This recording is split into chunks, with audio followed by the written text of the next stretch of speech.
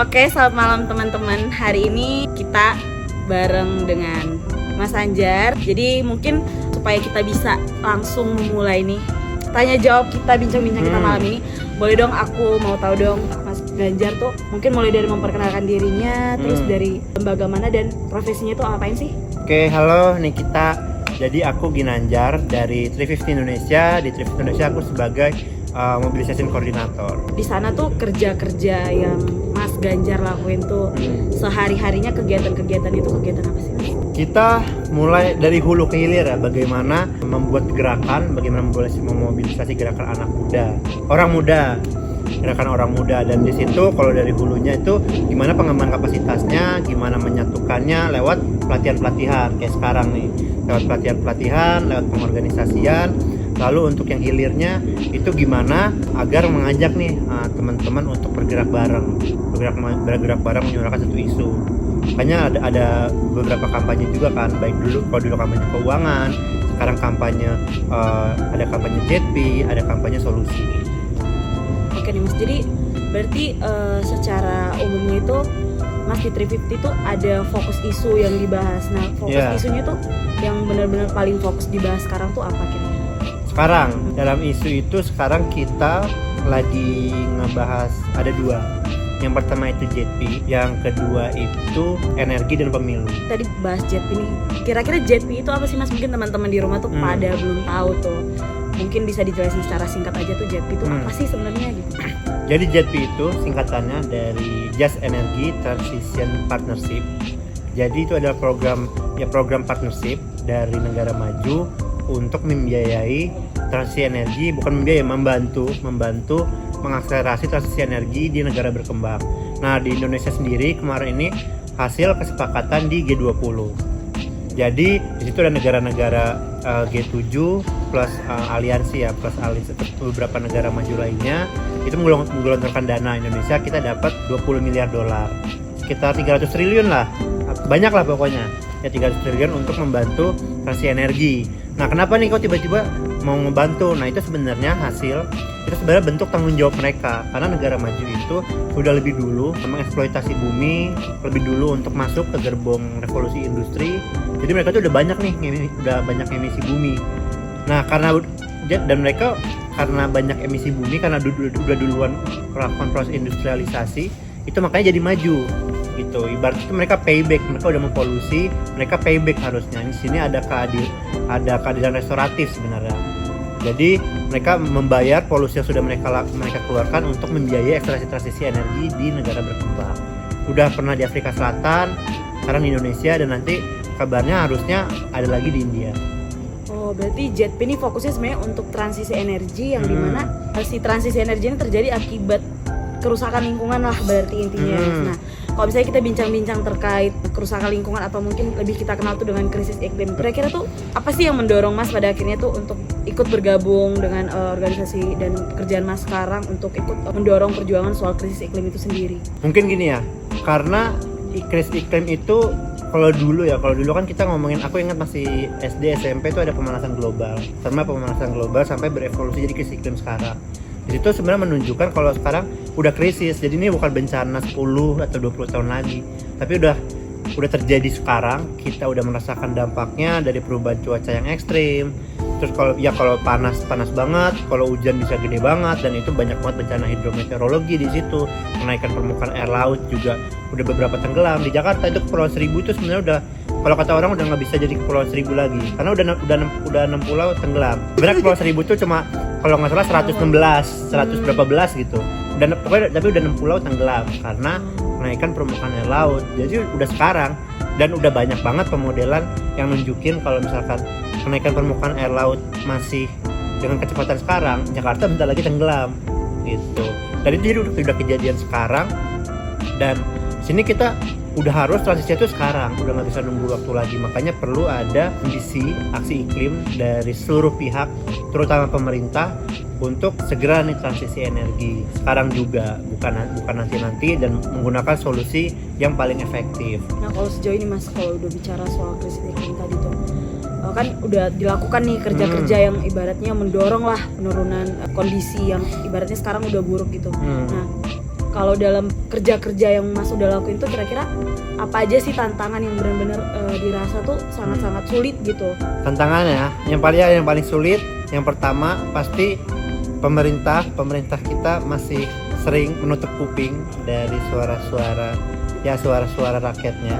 Masih terlalu besar pengaruh oligarki batubara di pemerintahan, di kursi pemerintahan, di menteri-menteri, dan pun juga kalau kita ke legislatif itu di situ lebih dari 50% anggota DPR itu pengusaha. Jadi maksudnya itu ya negara dengan pasar itu udah terlalu dekat sekarang. Padahal harusnya tuh negara dan pasar adalah dua kekuatan berbeda yang saling check and balance harusnya gitu. Tapi ya jadi ibaratnya kawin lah, mereka berdua yang ditinggalin malah masyarakatnya.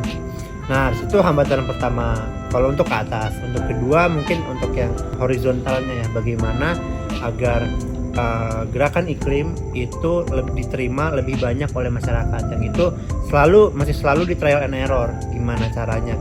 Makanya kalau kita tuh gerakan banyak banget metodenya, kayak kita pernah metode cosplay, metode yaitu untuk menarik ketertarikan dari kalangan wibu. Pernah juga kita bikin K-pop dance cover challenge untuk narik K-popers. Pernah juga bikin film pendek dan lain sebagainya. Jadi jemput bola lah untuk gerakan iklim yang lebih banyak, dan selain lebih banyak sebenarnya lebih dalam juga. Itu sebenarnya tantangannya untuk mengkomunikasikan isu iklim dan mengajak orang untuk bergerak gitu. Nah, oke Mas.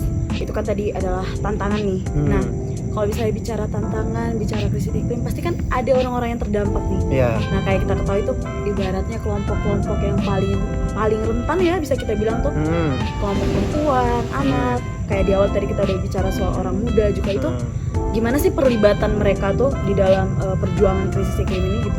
Jadi aku memandang karena kita kan memperjuangkan itu keadilan iklim dengan keadilan lainnya itu tidak bisa dipisahkan satu sama lain. Dan keadilan sosial lainnya termasuk keadilan gender, keadilan antar generasi, termasuk juga keadilan ekonomi, keadilan perburuhan dan lain sebagainya gitu. Karena krisis iklim, misalkan gender ya, krisis iklim itu sebenarnya harusnya kita nih yang ngomong kalau soal ini ya.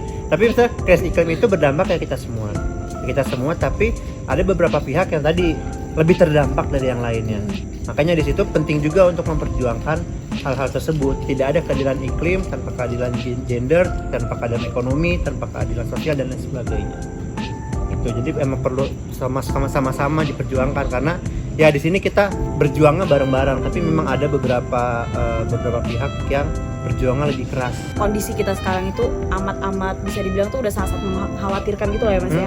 Nah, kira-kira Mas, dengan kondisi yang kita sekarang, mungkin teman-teman muda di rumah juga pengen tahu nih, kira-kira strategi yang paling relevan, hal yang paling dasar yang bisa kita lakuin teman-teman muda di sini dari diri sendiri di rumah tuh, kira-kira apa sih yang harus kita lakukan dalam bergerak untuk mengkampanyekan terkait si krisis iklim ini dan untuk melawan dia gitu? Konteksnya muda ya? Iya. Konteksnya muda untuk bergerak dalam krisis iklim. Jadi aku tuh jadi gini, dalam gerakan itu kan sebenarnya banyak dari kita yang bilang sebenarnya kita kapan sih bisa menang gitu. Nah, tapi ada penelitian dari Harvard itu menunjukkan secara historis, secara statistik itu gak ada satupun kebijakan ataupun kekuasaan yang bisa tahan dari gerakan nirkekerasan yang dilakukan serentak oleh 3,5% populasi. Sebenarnya ada angkanya. Berhasilnya kapan? Ketika 3,5% populasi. Orang muda berapa? Gen Z aja 23%. Itu Gen Z loh. Belum ditambah milenial yang mungkin bisa dibilang muda. Muda nggak menurut kita tuh milenial? Masih termasuk orang muda lah. Termasuk ya, iya. Termasuk orang muda. Milenial plus Gen Z itu data di BPS itu udah 55%. Sebenarnya kita lagi mayoritas gitu. Jadi itu sebenarnya angka yang gampang dicapai gitu. Nah, bagaimana agar gerakan itu terorganisir, itu PR-nya. Gimana agar gerakan itu bersatu, bukan sebagai titik-titik riuh yang di sosmed. Ya kalau di sosmed kan rame tuh, sebenarnya udah kelihatan sebenarnya awareness-nya di sosmed rame. Nah, gimana titik-titik riuh itu bisa dikumpulkan menjadi lingkaran yang jadi bola yang bisa terus bergulir, menggait semakin banyak orang, akhirnya menentukan kekuasaan yang tidak berpihak ke yang nggak punya ambisi dalam isu krisis iklim. Ya, yang paling dekat misalkan bentar lagi pemilu, demokrasi. Kita pemilih ini dari KPU ya, itu 58%, di bawah 40 tahun. Laki udah mayoritas, harusnya kan ngikutin kita. Nah, makanya sekarang kekuasaan kan dipegangnya orang-orang tua. Nah, ini gimana sebenarnya PR itu cuma gimana agar bersatu. Gimana kita orang-orang muda itu berani untuk menyuarakan, berani untuk ambil panggung. Jadi nggak cuma di akhirnya akhirnya kita ngikut orang-orang tua lagi. Padahal kan itu kan ya pada akhirnya kita orang muda tuh kaum yang paling terdampak nantinya. Kita yang mengerjakan PR mereka, itu yang terdampak kita dan anak cucu kita di masa depan. Jadi makanya penting banget orang muda, dan itu bukan untuk bumi ya. Sebenarnya kita tuh harusnya udah nggak ada save the earth gitu. Udah bukan save the earth, kita tuh save ourselves. Selamatkan diri kita sendiri gitu. Berarti baratnya di generasi-generasi sebelumnya tuh bumi tuh benar-benar udah hancur, terus sekarang kita yang harus menanggung lah ibaratnya ya, menanggung hasil kerja-kerja mereka. Dan sangat disayangkan kalau misalnya kita sebagai orang-orang muda itu nggak menyadari gitu ya, nggak membangun semangat, nggak menjaga api semangat kita untuk bersolidaritas lah, bahasanya solid sama-sama untuk bisa memperjuangkan hak-hak kita terutama gitu. Nah mungkin Mas ini tuh hanya singkat saja gitu. Mungkin bisa diberikan sedikit closing statement atau harapannya nih untuk teman-teman muda di rumah terkait bagaimana kita akan menjegal krisis iklim itu. Pertama itu harus sadar akan kekuatan kita, akan jumlah kita. Kita udah sering mendengar jargon bonus demografi Indonesia emas, tapi nggak sadar kalau artinya itu sebenarnya orang muda yang lagi berkuasa gitu. Nah makanya itu perlu banget untuk bergerak, dan bergerak itu sekarang juga, udah nggak ada waktu lagi. Udah bukan kita harus berjuang ngubah dari dalam lewat prosedur segala macam, karena udah segenting itu yang terdampak kita, anak-anak kita, teman-teman kita, keluarga kita. Ini bencana bukan di masa depan tapi sekarang juga, makanya harus bergerak bersama sekarang juga. Yang paling dekat di aksi Power Up November iklan. Oke. Jadi teman-teman jangan lupa aksi Power Up di November nanti. Intinya terus jaga semangatnya, dan krisis iklim adalah krisis kita semua. Jadi menyelamatkan bumi adalah menyelamatkan diri kita dulu gitu. Jadi kalau kita selamat, dijamin pasti bumi akan selamat juga. Jadi sampai ketemu di sesi selanjutnya, di diskusi kita selanjutnya, dan terima kasih Mas Ginan. Sip, terima sudah kasih Nikita. Mau sharing. Oke, jadi dadah.